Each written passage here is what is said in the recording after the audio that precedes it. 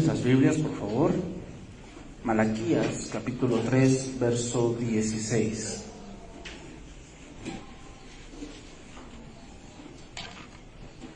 Malaquías, capítulo 3, verso 16. Vamos a continuar con nuestra serie, ¿Cómo se mancha la adoración a Dios? Ya estamos llegando a la parte final de esta serie y vamos a ir estudiando otra cosa si Dios lo permite.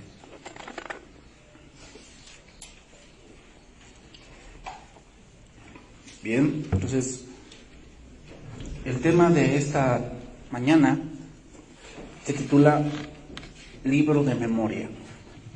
Libro de Memoria. Vamos a estar viendo el día de hoy, hermanos, esta promesa que Dios ha dicho con respecto a aquellos que aman a Dios. Es decir, la pregunta que vamos a tratar de contestar este día es: ¿Dios sí está consciente de lo que yo hago, de lo que nosotros estamos tal vez sacrificando, estamos tal vez guardándonos de ciertas cosas que tal vez podrían estar a la mano, que podrías hacer ahorita o ayer o hace un año o más adelante podrías hacer, y que tú guardas tu mano, guardas tu corazón y podrías haberlo hecho y no lo hiciste? ¿Dios tomará en cuenta eso? La respuesta es sí. Sí.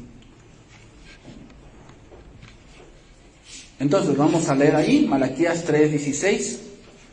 Entonces los que temían a Jehová hablaron cada uno a su compañero, y Jehová escuchó y oyó, y fue escrito libro de memoria delante de él para los que temen a Jehová y para los que piensan en su nombre. Y serán para mí especial tesoro, ha dicho Jehová de los ejércitos, en el día en que yo actúe, y los perdonaré como el hombre que perdona a su hijo que le sirve. Entonces os volveréis y discerniréis la diferencia entre el justo y el malo, entre el que sirve a Dios y el que no le sirve. Bien, hermanos, entonces, como les decía, vamos a contestar aquí varias preguntas. Por decir, ¿vale la pena guardarse del mal?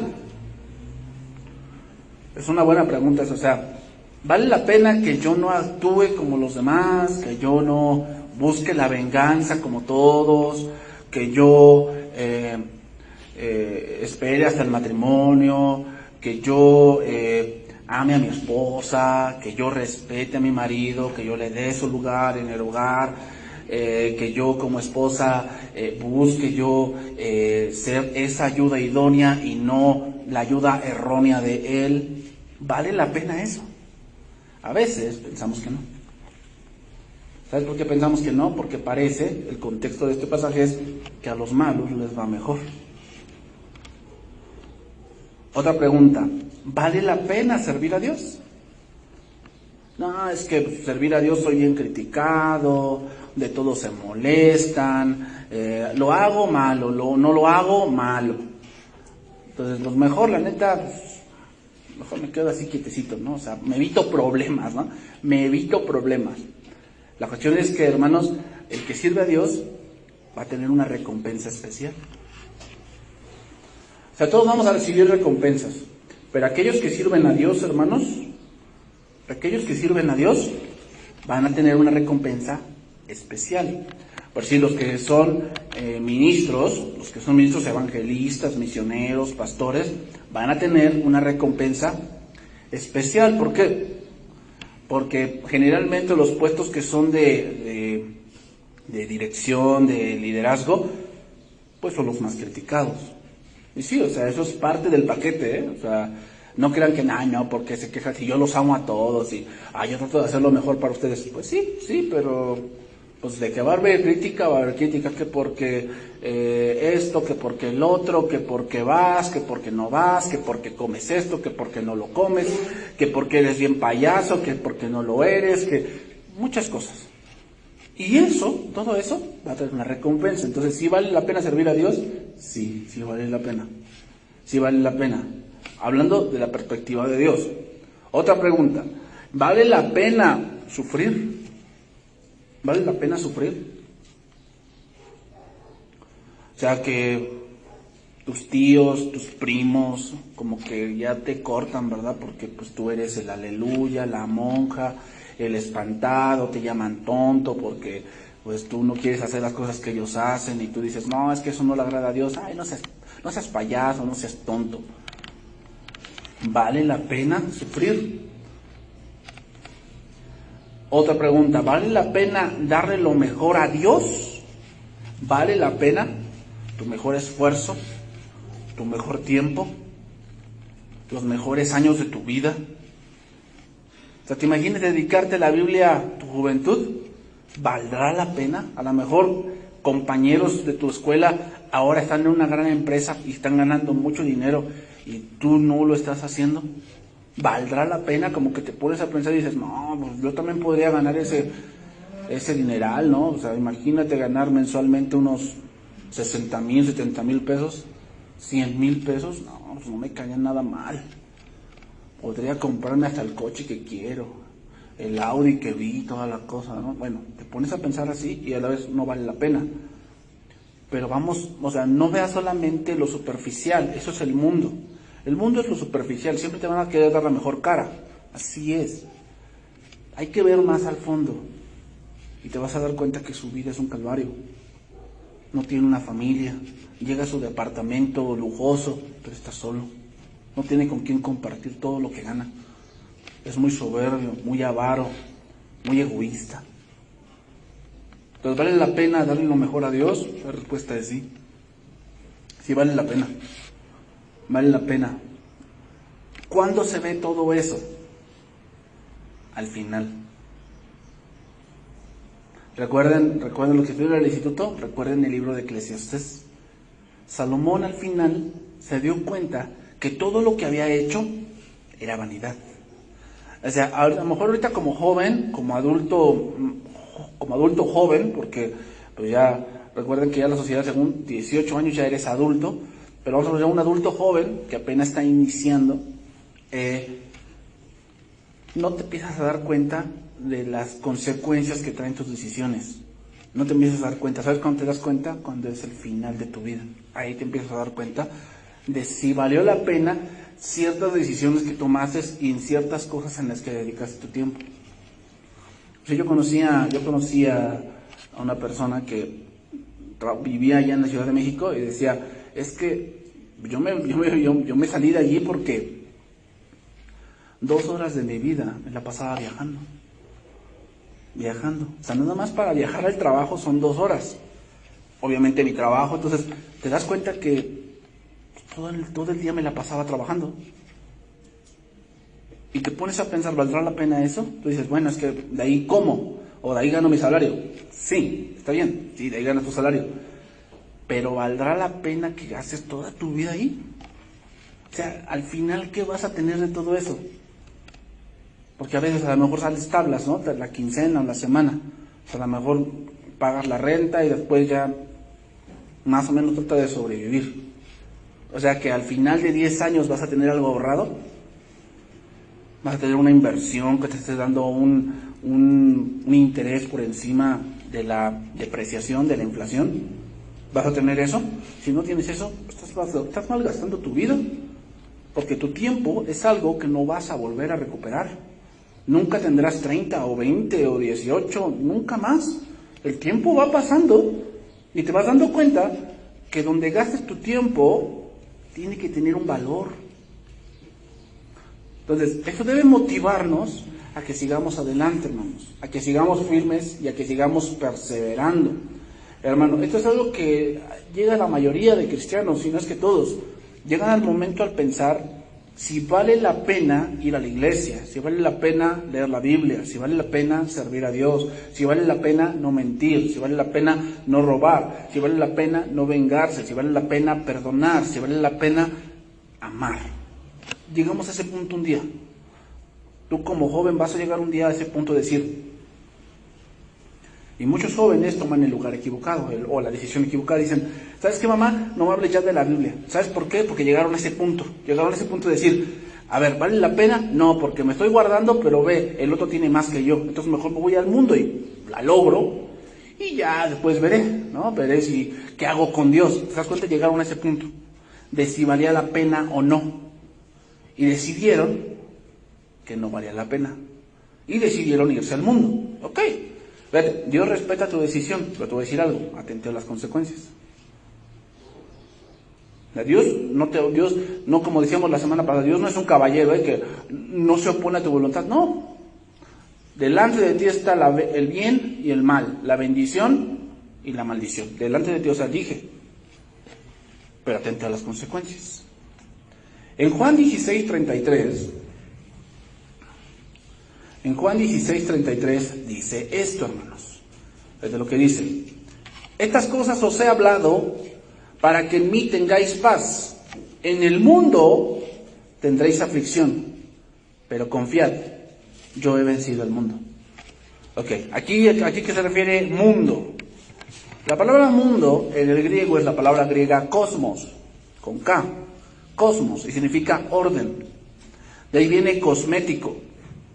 ¿Para qué es el cosmético? Para resaltar ciertas facciones, pero más que nada hay algunas cosas que para poner orden. Por decir, hay luego artistas que tuvieron un moretón, ¿qué le echan? Un cosmético. Y como que disimulan eso, que no debería estar ahí. No debería estar ahí. Entonces, lo mismo. Aquí lo que se refiere, yo he vencido al mundo, se refiere al orden que el mundo tiene y que nos hace sufrir. Muchos sufren porque no tienen lo que tiene el vecino de enfrente. Y a veces sufren por eso.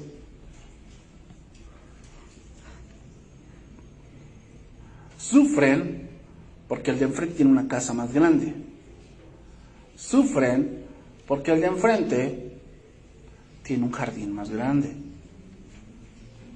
Sufren porque el de enfrente tiene en su garage un carro mejor que el suyo. Sufren porque el de enfrente llega más tarde que tú. Sufren porque el de enfrente tiene un trabajo más remunerado que el tuyo. Sufren porque el de enfrente tiene ropa mejor que la tuya. ¿Se te das cuenta? Sufren. Pero tienes que ver más allá, eso es vencer al mundo. Vencer al mundo tiene que ver con darte cuenta de la verdad. Tienes que darte cuenta de la verdad. ¿Cuál es la verdad? Que la vida no consiste en lo que tienes. Eso es el mundo. El mundo te dice, eres lo que tienes. Y Dios te dice, no, la vida no consiste en lo que tienes. ¿A quién le vas a creer? Le deberías creerle a Dios, pero no siempre es así. ¿Te das cuenta? Vencer al mundo significa darte cuenta de la verdad. ¿Dónde debe estar la esperanza? ¿En una vacuna? No. Si llega, pues qué bien, qué bueno.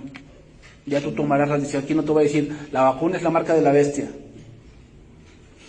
Por favor, no sean tan ingenuos. La Biblia dice que el 666 no es tanto así una marca, sino es una corriente que se está levantando. Y yo lo que yo veo es que esa corriente está haciendo la ideología de género, que está entrando de tal manera que vamos a llegar a ese punto que no vas a poder comprar ni vender si no lo aceptas. O sea, hermanos, ya en Argentina lo están metiendo en el punto de las licencias. O sea, si tú no tomas un curso de eso, no te van a dar tu licencia de conducir. O sea, estamos llegando a ese punto. ¿Cuándo se había visto eso? Yo no lo había visto. Estamos llegando a ese punto, ¿no? O sea, estamos llegando al punto de que vas a tener que dejar a tu hijo, o sea, fíjate, muchos quieren que sus hijos regresen a la escuela, pero ahora que nuestros hijos regresen a la escuela, vamos a encontrarnos con eso. No, pues yo le digo a mi hijo que no lo crea. No, ahí ya no es como el Día de Muertos, ¿eh? Ahí sí, si no, tu hijo va para afuera. Vamos a enfrentarnos a eso. ¿Eh? Entonces, nada, pues se preocupan por una vacuna. Preocúpense porque sus hijos sepan la verdad. Entonces, sin duda uno de los pensamientos del mundo es que quiere resultados rápidos. ¿Ah? O otra cosa, el hombre quiere o el mundo quiere resultados rápidos. Y cuando eso no sucede, entonces sencillamente descartan todo lo que Dios ofrece y se van por el camino del pecado y de las cosas rápidas, pero con un alto precio. Una diferencia, el pecado te trae satisfacción rápida. O sea, tú dices, es que yo quiero eso, y Dios te dice, espera, pero tú no quieres esperar, entonces te vas por la vía del pecado, y el pecado te va a dar lo que quieres, pero con un alto precio. ¿Estás dispuesto a pagar ese precio? Y vamos a ver este versículo, Hebreos 6:11. Hebreos 6:11.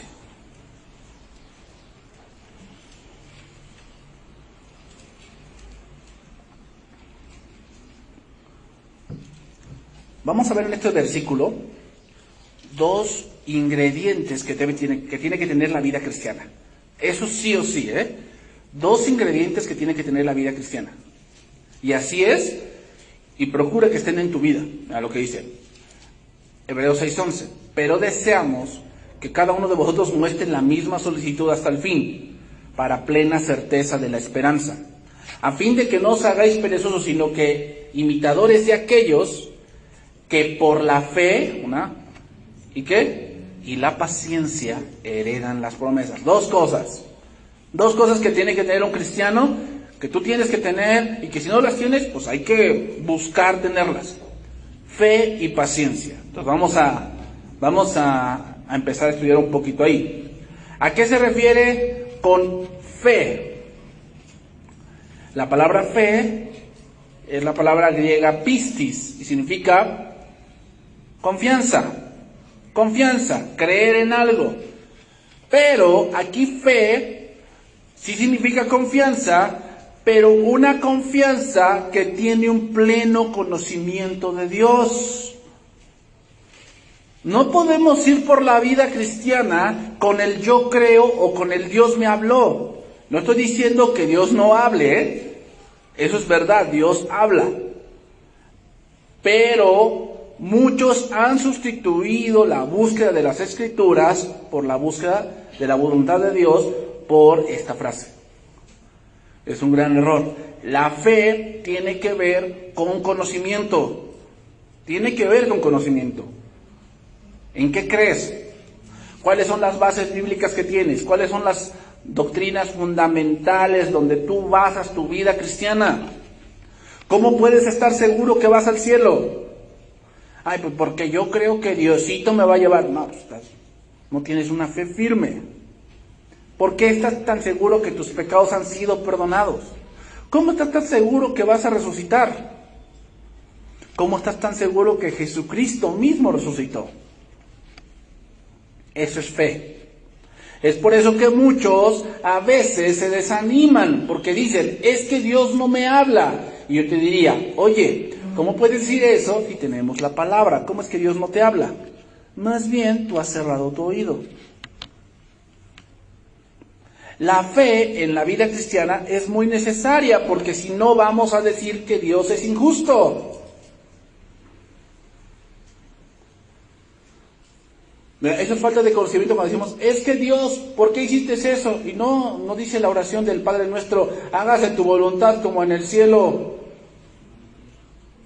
Entonces, ¿por qué cuando Dios hace su voluntad tú te enojas?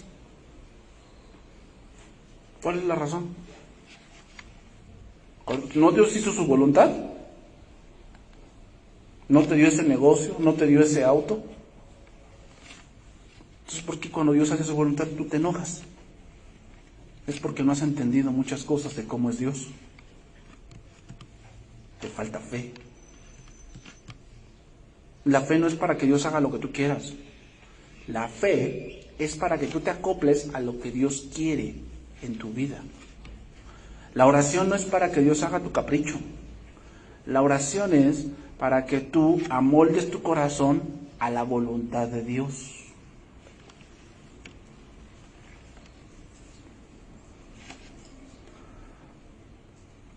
Segundo, paciencia. Paciencia. ¿A qué se refiere paciencia? Por lo regular, en las Escrituras, paciencia es símbolo de soporte. Quiere decir estar firme. Pero también significa, hermanos, saber esperar. Saber esperar. Saber el tiempo de Dios. Como dice Eclesiastés, ahí anótalo, Eclesiastés 3:9. ¿Qué provecho tiene el que trabaja de aquello en que se afana? Yo he visto el trabajo que Dios ha dado a los hombres, a los hijos de los hombres, para que se ocupen en él. Todo lo hizo hermoso en su tiempo. Y ha puesto eternidad en el corazón de ellos, sin que alcance el hombre a entender la obra que ha hecho Dios desde el principio hasta el fin. Todo lo hizo hermoso en su tiempo. ¿Qué quiere decir? ¿Qué es ser paciente? Prepararte mientras llega ese momento. Prepararte para mientras llega ese momento. No, ser paciente no significa me siento y a ver cuándo me llega un trabajo del $1,000,000. A ver, por fe lo creo y lo recibo y entonces yo me siento y a ver cuándo me acuesto en mi cama y a ver cuándo me llega el trabajo de mis sueños. No.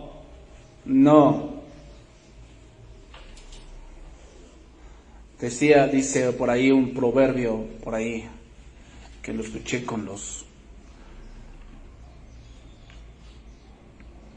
unos matones que decían así: la victoria favorece a una mente preparada. ¿A quién le vaya a llegar la oportunidad? Al que esté listo. ¿Quieres un buen trabajo? Sí. ¿Dios te lo puede dar? Sí. Prepárate entonces. Prepárate. O sea, no esperes que... O sea, muchos creen así, y esa es una mala creencia, no sé por qué la tienen. Ojo, yo no dudo del poder de Dios, yo no dudo, o sea, Dios lo puede hacer contigo sin ti, eso es claro, o sea, pues si no, no sería Dios. Pero hay cosas que nosotros debemos hacer, y es claro en la Biblia. A ver, ¿Dios podía hacer un arca solita? Sí. ¿Y por qué utilizó a Noé? ¿Que Dios no podía? Es que no ese es el punto. Ese no es el punto de que si no podía o si podía. No. El punto es que hay una preparación para algo. Eso es paciencia, hermanos. Paciencia significa que tú vas a esperar el tiempo de Dios. Sí. Ok. ¿Te estás preparando para ese tiempo? Ay, pues es que mi sueño es casarme y adornar toda la iglesia. Ok. Está bien. Qué bueno. ¿Te estás preparando para ese momento? ¿Estás refinando tu carácter? Tú como varón, ¿estás viendo que, eres participativo en las cosas de tu casa? O sea, que si en tu casa, donde tú vives, falta un foco, ¿lo pones? Si no puedes en tu casa, ¿crees que vas a poder con alguien que no es de tu familia? Porque ahí se refleja el verdadero amor, ¿sabes por qué? Porque en tu casa amas porque es de tu sangre, pero en el matrimonio, ella o él no es de tu sangre. No es tu primo, no es tu hermano, no es nadie, es una sangre completamente diferente. Tienes que amarlo. Si no puedes con los de tu sangre, podrás con alguien que no lo es. Tienes que prepararte para eso. Es por eso que muchos matrimonios fracasan, porque no se preparan. Simplemente hacen todo y dicen, es que Dios hará. A ver, sí, Dios va a hacer. Pero, ¿qué cosas va a utilizar Dios para hacerlo? Pues tu preparación y tu fe. Te voy a decir varios ejemplos. Por decir, Abraham tenía 75 años cuando se le prometió un hijo. 75 años. ¿Sabes cuándo lo recibió? Cuando él tenía 100 años. ¿Te imaginas? Esa es paciencia. ¿Y que entonces Abraham se sentó y todo? No, lo que hizo Abraham fue estar peregrinando, y en ese transcurso salvó a su sobrino Lot, y después tomó decisiones, hasta que llegó el momento en que tuvo un hijo. Otro ejemplo, Noé pasó casi 100 años construyendo el arca. 100 años. ¿Te imaginas eso? Y tú porque esperaste ya una hora, ya. Dios ya se olvidó. José soñó que el sol, la luna y 11 estrellas se inclinaban ante él. ¿Sabes cuánto tenía? 17 años cuando soñó eso. ¿Sabes cuándo llegó al trono? A los 30. 13 años pasaron. ¿Y qué pasó en ese transcurso de los 13 años? Dios lo fue preparando. El niño consentido se fue de esclavo, que era el hijo de papi. Una túnica de colores, lo que él pedía se lo daban. Bueno, le quitan la túnica de colores, te vas allá a Egipto. Con Potifar, pues ahí servía. Después la Jezabel de ahí de Egipto, pues le inventa un chisme, se va a la cárcel. Y en la cárcel sigue sirviendo, se sigue preparando. Conoció las dos partes, hermanos. Conoció la parte de los servidores públicos, que pues obviamente Potifar tenía dinero, y conoció la parte de los pobres. ¿Cómo podía gobernar si no conocía ambas partes? ¿Cómo podía gobernar? Dios lo tuvo que preparar. Y cuando fue el tiempo, se presentó ante Faraón. Otra cosa que tuvo que aprender, el idioma. Tuvo 13 años, ¿para qué? Para aprender el idioma. Entonces, no, yo tengo ganas de irme al extranjero. Te pregunto, ¿estás aprendiendo inglés? ¿O piensas que Dios de la nada te va a hacer hablar inglés? Por favor, o sea, seamos realistas, de verdad. Yo no dudo que Dios no lo pueda hacer. Pero hay cosas que anhelamos para las cuales no estamos listos.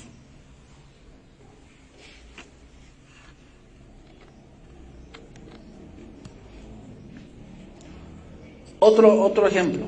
Cristo nació en un pesebre, pero su ministerio empezó a los 30. O sea, tuvo que esperar 30 años para darse a conocer y decir, o que Juan el Bautista dijera, he aquí el Cordero de Dios que quita el pecado del mundo. 30 años de paciencia, de preparación. O sea, Jesucristo, aunque es Dios, tuvo que prepararse, tuvo que leer, tuvo que ser instruido. Fue un niño y fue un joven como tú y como yo. Tuvo que aprender, tuvo que repasar, tuvo que memorizar para que cuando llegara a los 30 estuviese listo. Eso es paciencia. El caminar cristiano tiene dos cosas que debemos tener presentes: fe y paciencia. Entonces, ¿qué cosa es fe? Conocimiento. Tienes que conocer de Dios, no solamente es ir como el borras, así como que, no, pues a ver qué pasa. No. Hay que conocer a Dios. Y número 2, paciencia. Dios te va a poner ciertas circunstancias donde tienes que ir preparando. Por eso muchos cristianos que evaden, o sea, Dios te está empujando hacia cierta situación, hacia cierto servicio, y como que evaden. ¿Sabes qué estás haciendo? Alargando la espera. Eso es lo que estás haciendo.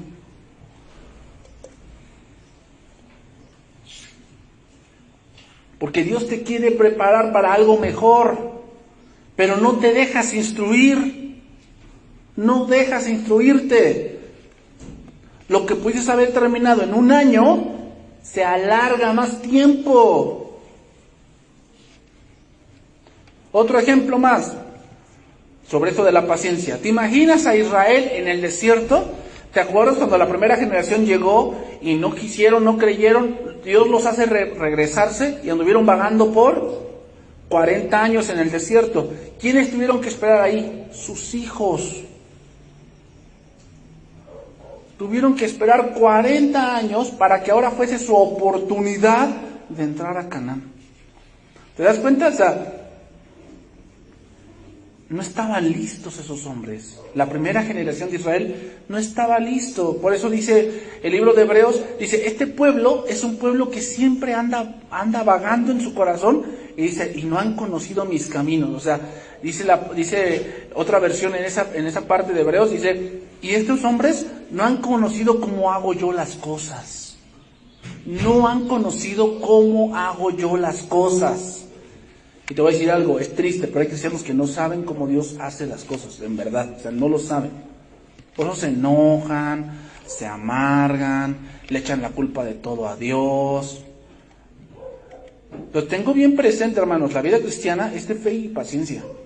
Muchos tienen la paciencia, porque dicen, ay, yo espero que Dios me haga el milagro. Yo escucho eso. Yo espero que Dios haga el milagro con mi familia. Ok, ¿cuál milagro? Mira, vamos a empezar a Malaquías 3:10. Quiero que vean este pasaje. Malaquías 3:10. Entonces, joven, hermano, hermana, tal vez tú ahorita estás pasando un proceso que tal vez no entiendes, pero velo así, Dios te está preparando para otra cosa. Eso no aplica, no aplica cuando digas, es que Dios me puso con este hombre porque me prepara para otro. No, tampoco, no, tampoco. No, de que Dios me puso con esta mujer para que yo me pula y entonces ahora sí me toquen las buenas. No. En el matrimonio funciona distinto. En el matrimonio, sí, también. Dios te está preparando. ¿Para qué? Para que en 10 años seas mejor. ¿Con quién? Con la misma esposa. Mira lo que dice Malaquías 3:10. Quiero aquí ver algo. Dice, traed todos los diezmos al alfolí y hay alimento en mi casa. Y probadme ahora en esto, dice Jehová de los ejércitos, si no, os abriré las ventanas de los cielos y derramaré sobre vosotros bendición hasta que sobreabunde. A ver, aquí viene una pregunta. ¿Cómo probar a Dios? ¿Cómo se prueba a Dios? No es lo mismo tentar a Dios y probar a Dios, no es lo mismo. Generalmente nos damos por la primera. ¿Cuál? Tentamos a Dios. ¿Cómo es esto? Que cuando me dan una orden, yo hago lo contrario. Eso es tentar a Dios. ¿Cuántos no nos gusta hacer esto, no? Si a mí me dicen algo, yo hago lo contrario, a ver si lo hace. ¿No? A ver si lo hace, a ver si sí es cierto que hay alguien. Y generalmente hacemos eso. Dios dice una cosa y yo me monto en mi macho y hago lo que quiero y a ver qué pasa. Tú estás tentando a Dios. No es lo mismo probar a Dios que tentar a Dios. No es lo mismo. Tentar a Dios significa que tú vas al lado contrario. Que Dios te dijo algo y tú haces lo contrario y tientas a Dios a ver si Dios lo hace. Aquí dice, pruébenme. ¿Qué cosa es probar a Dios? Bueno, ¿cuál es el contexto de ese pasaje que leímos, Malaquías 3:10? El contexto es que ellos no estaban haciendo las cosas por obedecer, sino por cumplir, por solo hacer las cosas y ya. Entonces, probar a Dios tiene que ver con hacer las cosas que Él me manda.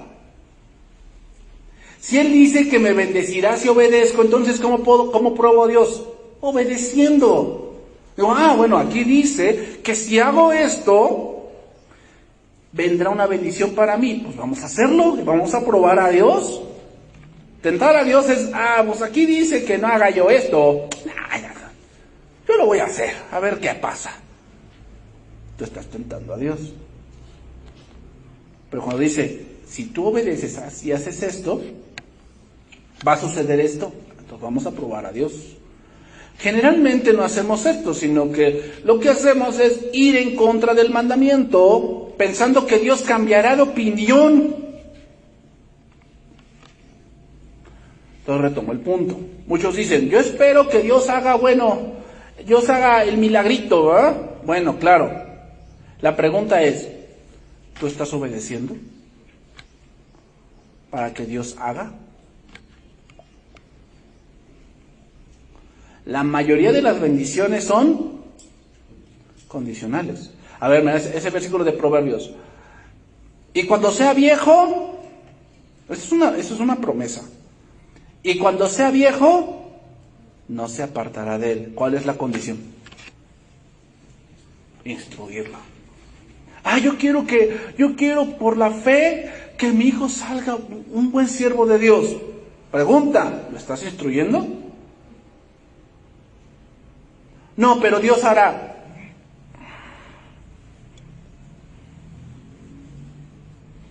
Ahora sí que te diré como Silvestre Stallone, te falta ver más box. Te falta ver más box porque no estás entendiendo. Tal vez tienes la paciencia, estás dispuesto a esperar, pero no tienes la fe. Te falta fe. O sea, te falta conocimiento de cómo funcionan las cosas, cómo Dios hace las cosas.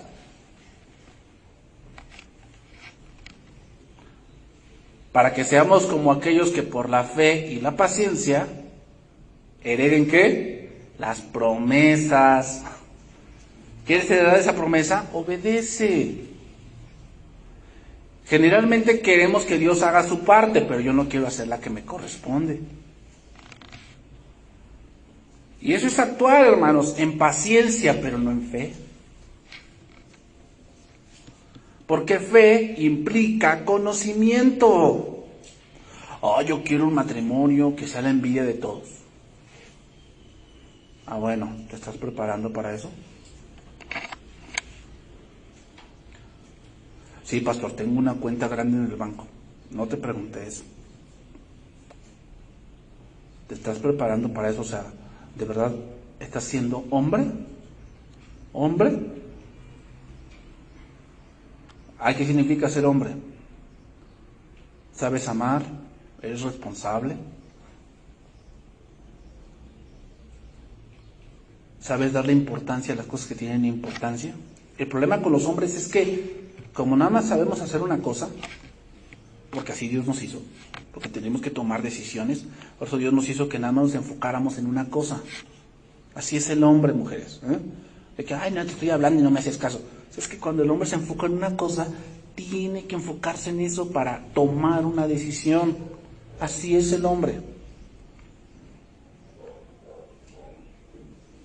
¿Sabes enfocarte bien para tomar esa decisión, hombre? ¿O siempre te la quitas con que, pues, que decidan ellas? Que lo haga ella. Son tus hijos. Que también eso tenemos los hombres, ¿verdad? Como que quitamos así como que, no es mi culpa. Hazlo tú. No, hombre, hay cosas en las que solamente te corresponde a ti. No, para eso trabajo, pastor. Sí, está bien. Está bien, sí, pero tienes que ser más que eso. Y a lo mejor no lo eres ahorita, pero vamos a preparar, Dios te va a preparar para que así sea. Entonces, eso es fe y paciencia, hermanos. Entonces, ¿cómo es fe? Bueno, vamos a ver cómo era el padre Abraham, cómo era Isaac, cómo era Jacob. ¿Por qué trabajaba Jacob por Raquel? Y es ahí porque la amaba. O sea, tú tienes que trabajar, hombre, porque la amas. Si no estás trabajando porque la amas, algo mal está pasando contigo. No es porque mis hijos tienen que comer. Y cuando ya no sean tus hijos, ¿ya vas a dejar de trabajar? No, tienes que trabajar porque la amas. Y dice, y se le hizo poco el tiempo que trabajó Jacob por Raquel, porque la amaba. Cuando tú trabajas por amor, el tiempo se te hace corto por ir a verla. Pero cuando no trabajas por amor, no quieres ni llegar a tu casa. O sea, hay muchas cosas que Dios debe ir trabajando con nosotros, porque sí, hermano, sí. Entonces retomamos los versos. Malaquías 3:16. Dice ahí, entonces los que temían a Jehová hablaron cada uno a su compañero, y Jehová escuchó y oyó, y fue escrito libro de memoria delante de él para los que temen a Jehová y para los que piensan en su nombre. Los que temían al Señor estaban pensando que Dios era injusto, entonces Dios les responde con algo que es la primera vez, hermanos, que tenemos una respuesta positiva. En todo lo que hemos leído de Malaquías, es la primera vez que leemos una respuesta positiva.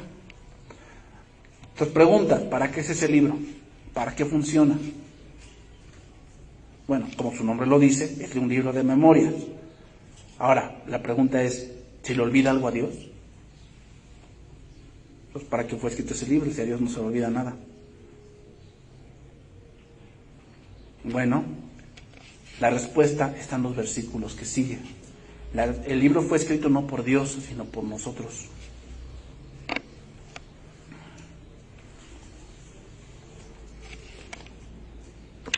La Biblia, hermanos, fíjate, sobre todo en las partes conocidas como literatura sapiencial, lo que son Job, Salmos, Proverbios, Eclesiastés y Cantares, constantemente divide a la humanidad en dos clases, los sabios y los necios. Tú lees Proverbios y así es. Mejor es esto que esto. Hijo mío, sé sabio, guarda mis consejos, átalos en tu cuello, tenlas bien presentes, eso es ser sabio. ¿Qué es ser un necio? Andar con los burlones, con los burladores, con aquellos que solamente buscan hacer el mal a su prójimo, eso es un necio. Ok. Entonces, siempre se divide los sabios, los necios, los buenos, los malvados, los justos, los injustos. Este pasaje de Malaquías plantea también la conducta de esos dos grupos. Entonces voy a decir esto. Primeramente, ¿quiénes son los necios? Número 1, los que desestiman a Dios y manchan la adoración. Esos son los necios.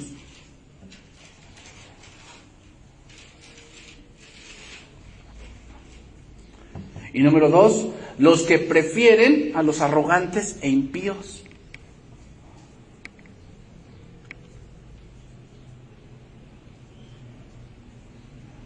Básicamente es lo que dice el Salmo 1, ¿no? Te lo voy a leer. Salmo 1, palabra de Dios para todos, nada más el versículo 1. Afortunado el que no sigue el consejo de los perversos, ni el ejemplo de los pecadores. Afortunado es aquel que no sigue el consejo de los perversos, ni el ejemplo de los pecadores, ni que se une con los que andan burlándose de todo. Hoy vemos muchos burlones, ¿no? De que hicieron su fiesta COVID y el requisito es sin cubrebocas. Eso es una burla. Ves a los jóvenes, no, si estamos viviendo la vida, no, si es que somos jóvenes, hay que vivirlo. No, son unos burlones y son unos impíos. Ay, pero no tiene nada de malo, así piensan los que son muy simples en la mente. No tiene nada de malo, no le estamos haciendo mal a nadie. No le estamos haciendo mal a nadie. Ese es de un impío. Bienaventurado, afortunado es aquel que no sigue ese tipo de conductas. Un necio es aquel que vive la vida a su manera, sin tomar en cuenta a Dios, pensando que no vendrá la consecuencia. Segunda pregunta, ¿quiénes son los sabios? Número 1, los que no manchan la adoración y obedecen.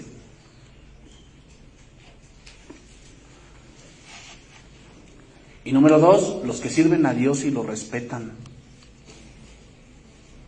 Básicamente es aquel, como dice la palabra en Josué 1, 8 y 9, en traducción viviente, ahí anótalo nada más, dice: estudia constantemente este libro de instrucción, medita en él de día y de noche, para asegurarte de obedecer de todo lo que allí está escrito. Solo entonces harás prosperar tu camino y te irá bien en todo lo que hagas. Ahí está la promesa, ¿verdad? ¿Tú quieres que te vaya bien? Yo sí quiero que me vaya bien. ¿Quieres que cuando emprendas algo estés certero que Dios está contigo? Sí. Obedece y estudia. Estudia y obedece. Ahí lo dice. Estudia constantemente este libro.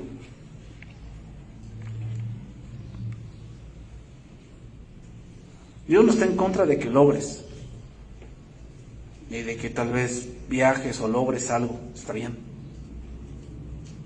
Pero ¿qué pasa con Dios? ¿Estás tan seguro que Dios está contigo? ¿De verdad? No, sí. ¿Cómo estás tan seguro? Ay, porque yo siento aquí como que Diosito siempre me acompaña. Está cerrando. Me está cerrando, perdóname. ¿Cómo puedes estar seguro? ¿Ah? Dice, tu respuesta debería ser, porque guardo sus mandamientos. ¿Ah? Ok, Dios está contigo. Mi mandato es, sé fuerte y valiente. Sé fuerte y valiente. No tengas miedo, ni te desanimes. Porque el Señor tu Dios está contigo donde quiera que vayas. Ahí lo dice. Entonces, ¿qué vamos a hacer, hermanos? ¿Ser perfectos? No. Vamos a estudiar y obedecer. Lo que esté en mis manos hacer, lo voy a hacer. ¿Por qué? Yo quiero que Dios esté conmigo. Es el problema de muchos jóvenes que inician algo sin Dios. ¿Piensas que te va a ir bien? Muchos se engañan. Muchos se engañan así. Meten la pata y piensan que Dios va a estar con ellos, pues porque se casaron en la iglesia. Perdóname, estás completamente equivocado. Bueno, Dios es amor, sí. Pero es como si yo te dijera, vas allá, imagínate que te roban, no sé, tu celular, o te roban tus joyas de la abuelita. Vas al MP y lo denuncias y lo agarran.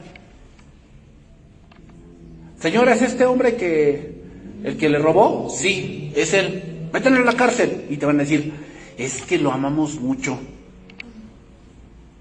Y no podemos castigarlo porque lo amamos mucho. Eso es lo que tú estás pensando cuando dices, es que Dios es amor, y ¿a poco sí? O sea, tú piensas que Dios es injusto. No confundas amor con solapasión. Dios es amor y su amor es justo. Y ¿qué le dijo Dios a Elí? Le dijo, por cuanto lo que ha hecho de sus hijos, le dije que permanecería en el sacerdocio, pero yo nunca tal haga. Porque yo honraré, ¿qué? A los que me honran. ¿A quiénes?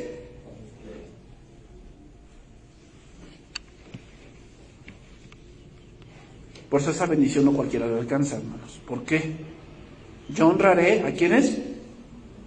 A los que me honran. Y destruiré, ¿a quiénes? A los que no, a los que me deshonran. Esa es la verdad, hermanos. ¿Quieres bendición de Dios? No es que seas perfecto. Quítate eso de la mente, no. Es que tú tengas a Dios presente y tú digas, yo voy a honrar a Dios. Entonces un sabio no es el que sabe mucho, sino es el que sabe poner las cosas en su lugar. Lo sabe. Tú sabes poner prioridades, sabes que Dios va primero, ¿ok? Tú honras a Dios, Dios te va a honrar a ti. Dios te va a honrar a ti. Tenlo presente, así lo dijo Dios y así es. Entonces, última pregunta, ¿cuál es el destino de cada uno? Número 1, para el necio, el infierno. Y por cierto, hermanos, la próxima serie que vamos a estar viendo, si Dios lo permite, es de eso. Vamos a ver una serie del infierno. Porque, hermanos, pónganse a pensar, ¿cómo es la salvación de Dios? Extremadamente grande. O sea, es algo que no podemos comprender. Si así es tan grande, pues tuvo que haber salvado. ¿De qué? de un castigo de verdad grande. Y muchos piensan que el infierno es un juego. Y no. Jesús habló más del infierno que del cielo. Y creo que es importante entender eso. Y vamos a ver cómo es el infierno. Para, a ver, si te animas a pasar por allá, pues bueno, ya será tu decisión. Pero que lo sepas, ¿no? Que es un lugar de completa oscuridad. ¿Le temes a la oscuridad? Bueno. Entonces, vamos terminando, vamos por la parte final. Malaquías 3:16 al 18. Entonces los que temían a Jehová hablaron cada uno a su compañero, y Jehová escuchó y oyó, y fue escrito libro de memoria delante de él, para los que temen a Jehová y para los que piensan en su nombre. ¿Qué va a estar escrito en ese libro, hermanos? Bueno, lo que sigue diciendo. Y serán para mí especial tesoro, ha dicho Jehová de los ejércitos, en el día que yo actúe, y los perdonaré como el hombre que perdona a su hijo. O sea, ¿qué va a estar escrito allí? Todo tu servicio. En todo lo que serviste a Dios, va a estar allí. Todas las lágrimas, todo lo que invertiste, va a estar allí. En ese libro.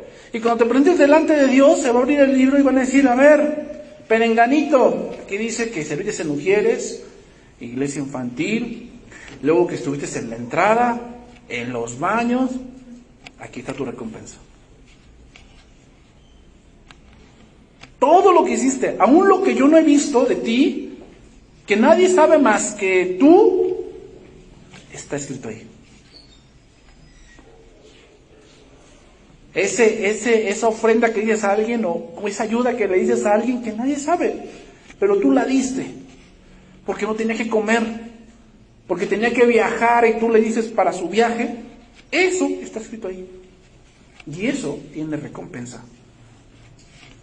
Vas a recibir recompensa. Así que no pienses que todo lo que haces queda ahí en el olvido. No queda en el olvido. Todas las groserías que recibiste y dijiste, Señor, perdónalos. Todo eso está allí. El que actuó como Cristo y como Esteban. ¿Te acuerdas cómo actuó Esteban? Dice que lo estaban apedreando y les dijo, Señor, no les tomes en cuenta este pecado. Y habiendo dicho esto, expiró. O sea, eso está escrito allí, de Esteban. Entonces os volveréis y discerniréis la diferencia entre el justo y el malo. ¿Quién es el justo?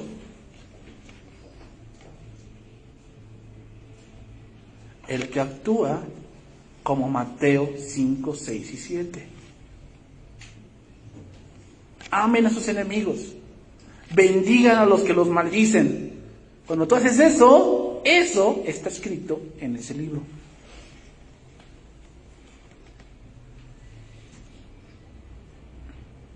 Cuando tú estás contento con lo que tienes y dices, Señor, gracias por lo que tengo. Cuando te quieres hacer eso de que, como que te quieres salir como que envidia, ¿no? Dice, Señor, ayúdame, yo te doy gracias por lo que tengo. Sí, a lo mejor no tengo ese coche, pero tengo este. Y me lleva y me trae. Hasta ahorita lo llevo a su servicio y mira, todo tranquilo. Gracias, Señor. Eso está escrito en ese libro. Cuando tú perdonas, eso está escrito en ese libro. Las cosas que a veces pensamos que son insignificantes, están escritas en ese libro. Y en el día en que nos presentemos delante de Cristo, vamos a ver la diferencia entre el justo y el malo, entre el que sirve a Dios y el que no le sirve. Dios se compadece de nuestras debilidades. ¿Y que nos vamos a equivocar, hermanos? Sí, nos vamos a equivocar, sí. Pero el Hijo jamás va a querer fallarle a Dios, sino que va a querer siempre agradar a Dios. Si tu hijo se equivoca en el proceso de hacer algo, ¿lo recriminas? Vamos a ponerlo así, imaginémonos que tu hijo está poniendo una puerta y de repente le clava mal y se parte. Pues ya el hijo no queriendo, ¿no? Porque pues tú como que eres medio explosivo, eres como que bien mandona, ¿verdad? Y dice, híjole, ahorita me la va a aplicar. Pues ya que, oye papá, ¿qué crees? Pues le pegué mal a la puerta y la partí. Y por un momento te enojas. Pero si eres más así como que empiezas donde tú sabes que parte de aprender es equivocarse. Y que tu hijo se equivocó al poner, pues sí. Y que te va a costar dinero, pues también. Pero lo perdonas porque lo está haciendo por servir. Eso es lo que Dios piensa igual. ¿Que nos equivocamos en el servicio? Sí nos equivocamos, sí. Pero eso no es motivo para que Dios te deseche. Vamos a terminar con este pasaje. Quiero terminar con este pasaje porque ya no tengo tiempo, ya se me acabó. Sí, ya se me acabó. No voy a ver este pasaje. Quiero leerlo para que tengan un ejemplo de esto. Esther, capítulo 2, verso 19. Vamos a leer este último pasaje y con eso vamos a terminar. Entonces, hermanos, todas las cosas que estamos haciendo, por insignificantes, dice la palabra de Dios que aún un vaso de agua que tú le des a alguien no quedará sin recompensa.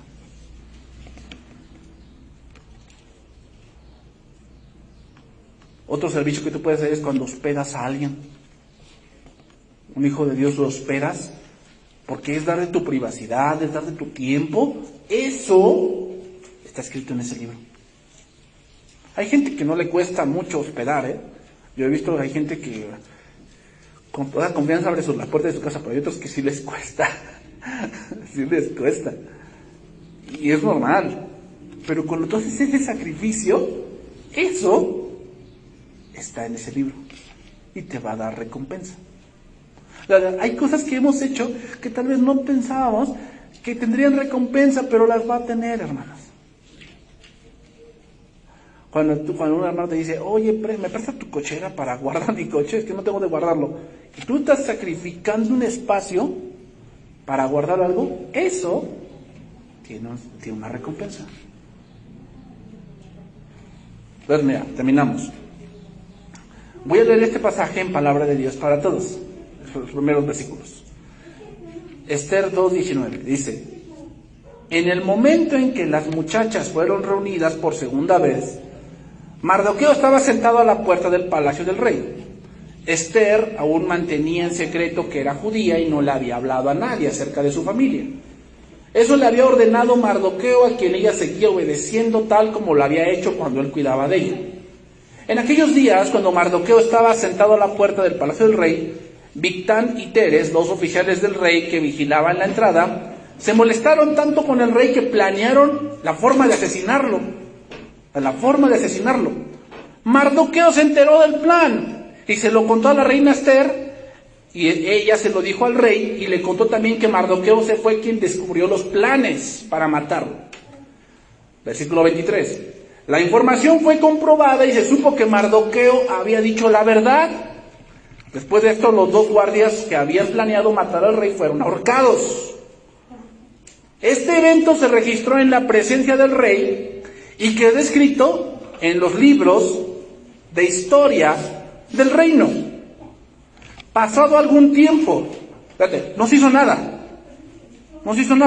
Pasó un tiempo, pasó meses, tal vez algunos años.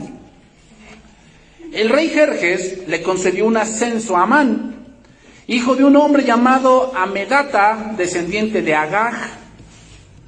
¿Quién era ese hombre? El de Agag. Pues era el hombre que no quiso matar a Saúl. ¿Te acuerdas de ese hombre? Que Dios le dijo que matara a todos los de Amalek y no quiso. Lo que sucede cuando no haces lo que Dios te manda. Después surgen ese tipo de cosas. El rey dio a Amán un cargo muy alto, que cualquiera de los funcionarios que él tenía. El rey había dado la orden de que todos los servidores que trabajaban a la puerta del palacio debían arrodillarse y rendirle honores a Amán. pero Mardoqueo no se arrodillaba, ni le rendía honores. Entonces dice el versículo 5, entonces Amán se enojó mucho cuando vio que Mardoqueo se negaba a arrodillarse. Continuó más adelante, Esther capítulo 5, verso número 9, ahora en la versión Jerusalén. Salió aquel día Amán contento y con alegre corazón, pero al ver a Mardoqueo en la puerta real, que no se levantaba, ni siquiera se movía delante de él, se llenó Amán de ira contra Mardoqueo. Pero se dominó, y yéndose a su casa, mandó venir a sus amigos y a su mujer Ceres. ¿Qué dice el Salmo 1? Dichoso el varón que no anduvo en consejo de malos. Ahí está Amán. Y les habló de su gloria y sus riquezas, y de sus muchos hijos, y de cómo el rey lo había encumbrado, elevándolo por encima de los jefes y servidores del rey. Y añadió más aún, la reina Esther me ha invitado a mí solo, junto con el rey, a un banquete que ha preparado también para mañana. Estoy invitado por ella junto con el rey. Pero todo esto es nada. Nada significa para mí, mientras vea que ese judío Mardoqueo sigue sentado a la puerta real. Y su mujer Ceres y sus amigos le respondieron, manda a preparar una horca.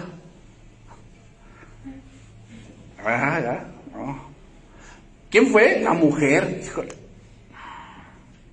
¿A quién se le ocurrió la idea? A la mujer, Ceres y todos sus amigos le ponen, manda a hacer una horca de 50 costas, altísima. Y mañana por la mañana pides al rey que lo cuelguen. Así podrás ir satisfecho al banquete del rey. Y agradó el consejo de Amán, y mandó a preparar la horca. Capítulo 6, verso 1, traducción viviente. Esa noche el rey no podía dormir. Entonces ordenó a un asistente que le trajeran el libro de la historia del reino para que se lo leyeran. ¿Casualidad? No. Aquí parece que Amán va ganando. Amán es más grande que Mardoqueo. Mardoqueo pues estaba a la puerta, o sea que parece como un mendigo, alguien que no tenía importancia.